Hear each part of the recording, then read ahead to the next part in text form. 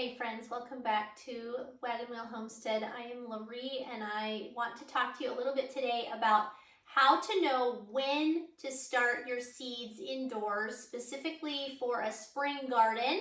That's what we're working on right now, is a spring garden, but this would also apply to planting for fall or winter crops as well.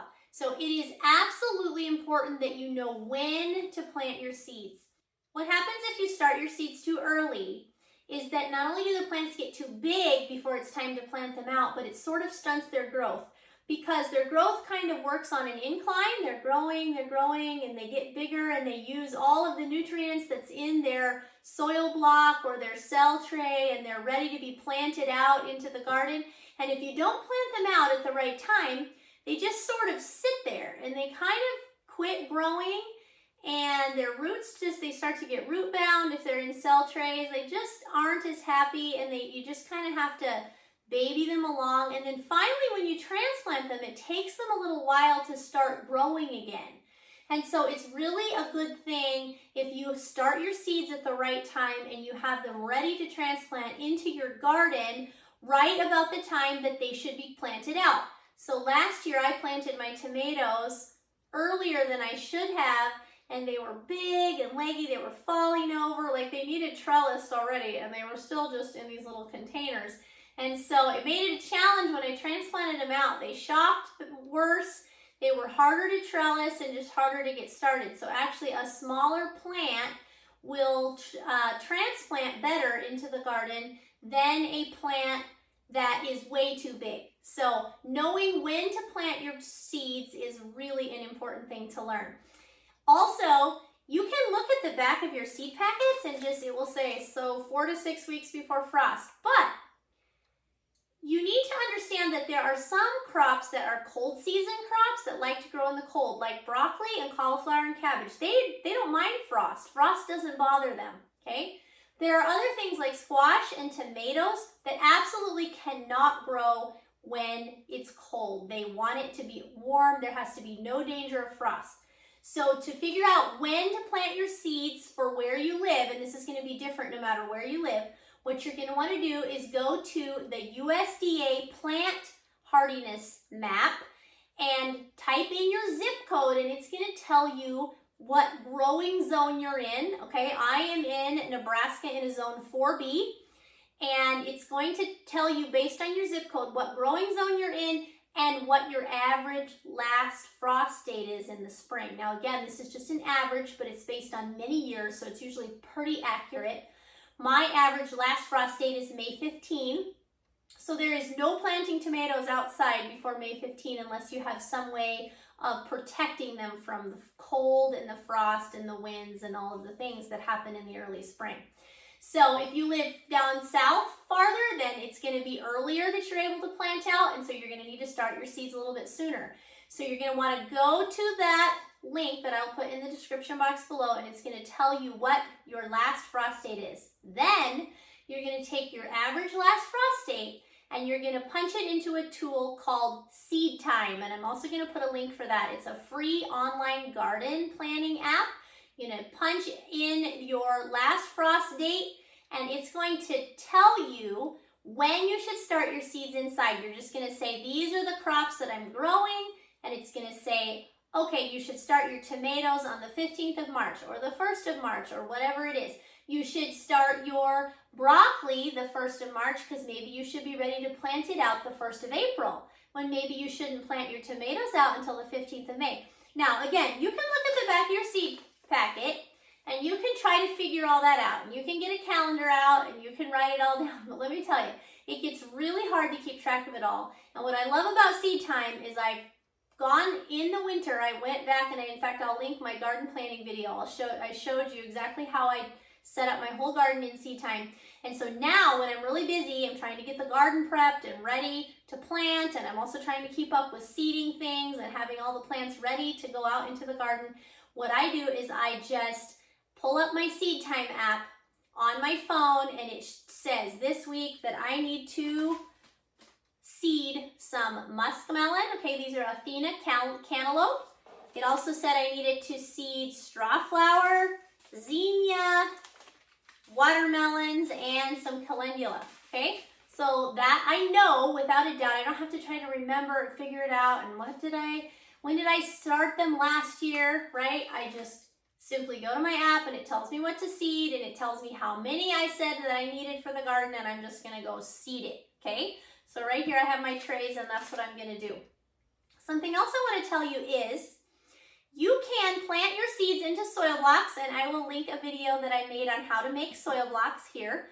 You can plant your seeds directly into soil blocks if you'd like. There's some little tiny soil blocks you can use if you want to maximize your seed starting space. I have plenty of room on my seed starting racks, and I really don't want to take the time to take those tiny little soil blocks and put them into these soil blocks, which you can do, but I don't want to have to take the time to do that. So I am going to be planting this watermelon and cantaloupe, zinnia, strawflower, and calendula. Oh, and cucumbers. I've got to get my cucumber seed down here also. I'm going to be planting it directly into these soil blocks.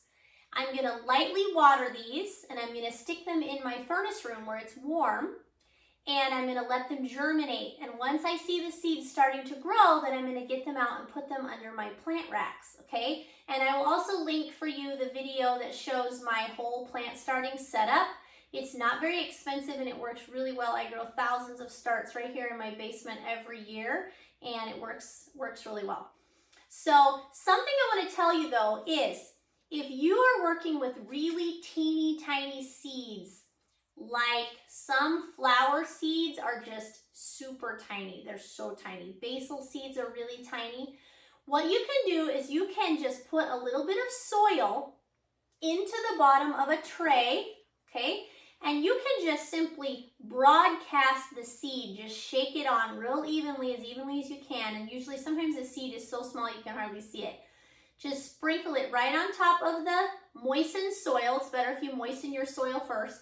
Sprinkle it right on top of there and put it in a dark place. Some seeds like it dark, some seeds like it light. I'm gonna put a little cheat sheet for you down in the description box below that's gonna tell you whether seeds like it to be light when they germinate, or whether maybe you should even cover them with a tiny little bit of soil, put them in a dark room so that they will germinate better. It kind of reminds them of being put down into the ground, and sometimes they germinate better that way. Most vegetable seeds like to be planted into the dark, so you're going to want to cover them with a little bit of soil. But anyway, what you can do for the tiny, tiny seeds is you can just sprinkle them onto a tray of soil, keep them wet until they germinate and until they start to grow. And as soon as they start putting on their true leaves, which is their first set of real leaves, then you will be able to transplant them or pot them up into soil blocks. And it's just a really good way to get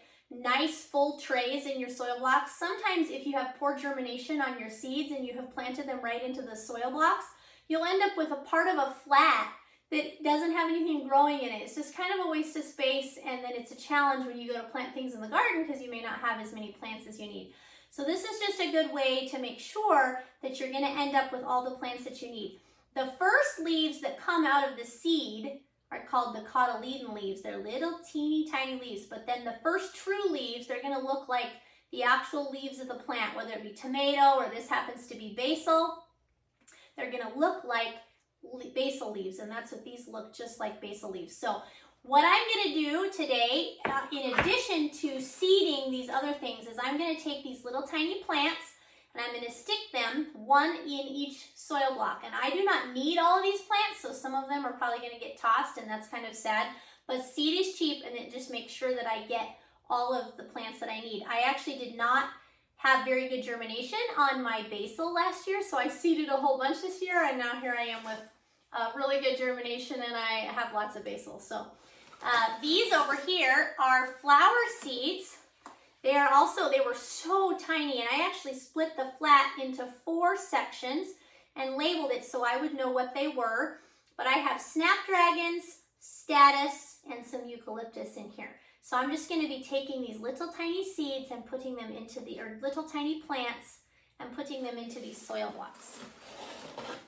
Then you're just going to want to water them. I'm going to show you how to do that. You're going to want to keep them watered. It's best with soil blocks if you bottom water them on your seed racks until it's time to plant them out.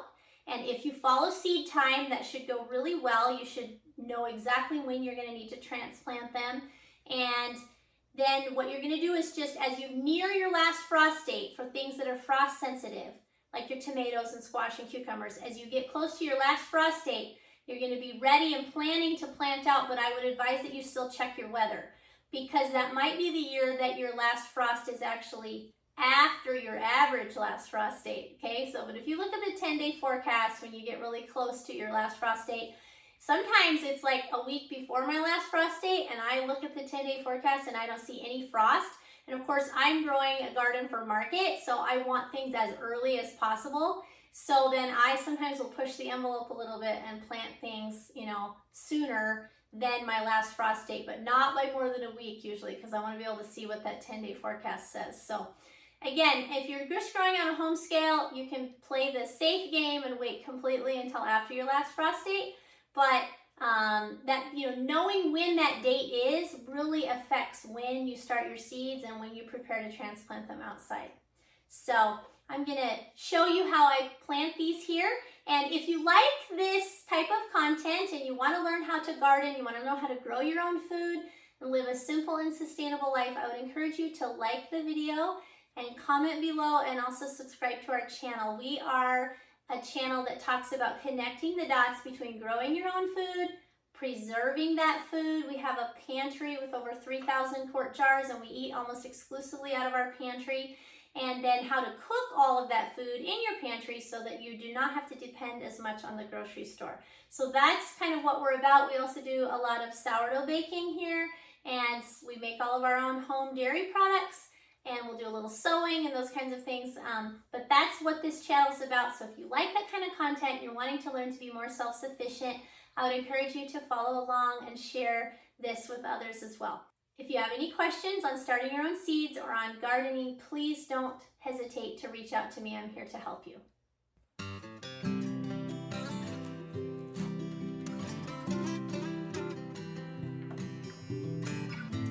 Working on the little flower babies. This is Status. Pop them right into the soil blocks, just like so.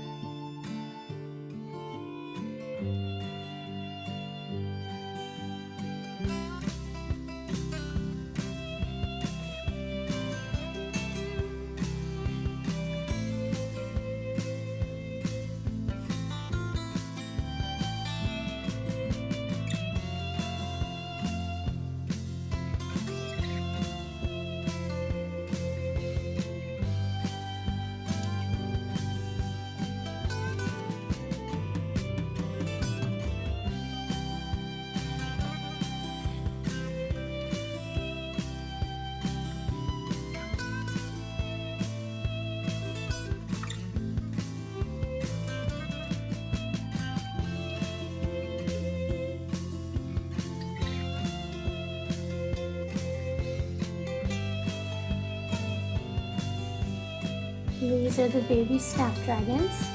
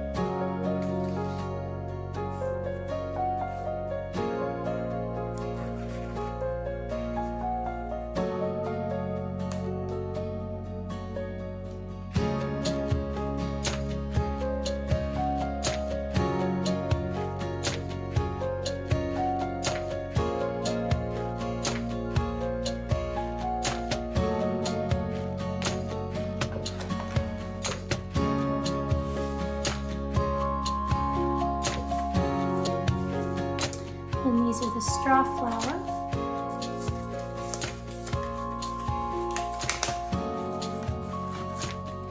These seeds are from Berlin Seeds, and what I like about that is they always send you a plant tag. Super handy. Straw flower are pretty tiny, and I probably should have planted them into a flat first, but we'll see how this goes. The general rule of thumb is you want to plant them a little bit deeper than the thickness of the seed.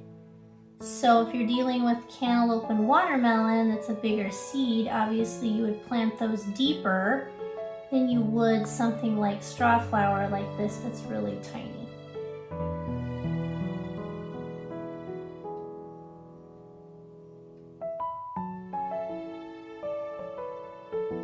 Sometimes you can even get a toothpick and wet the end of it, and the seed will stick to the toothpick and then you can seed it. But typically if they're that small, I like to start them in a little flat first.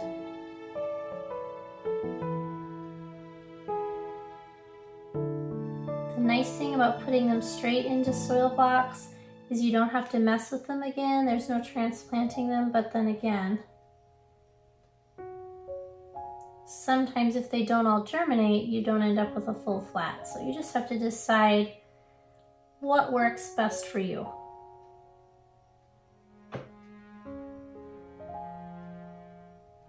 We grow just a few cut flowers in our garden, and the kids really enjoy making bouquets and taking them to market, and we love having cut flowers on our table all summer long. And it brings a lot of pollinators to the garden as well, so it's a win-win.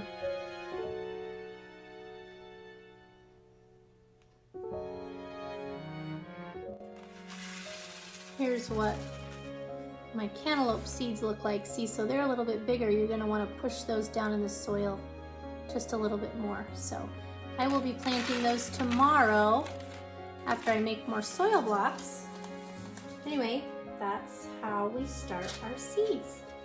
Okay, and this is how I water my seeds. I just take a gallon of water. These are microgreens, but same concept. I just pick up on the tray, pour a little bit in the bottom tray that holds the water. That's why I like to do 2 trays. I have a bottom tray without holes and a top tray with drainage holes so that the plants can easily suck up the water.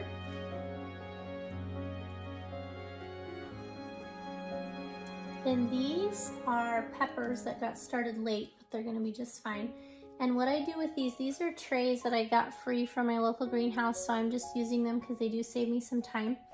They fit in these bottom trays double, like I put one in the back and one in the front, but they fit all except for the front row, which is just fine.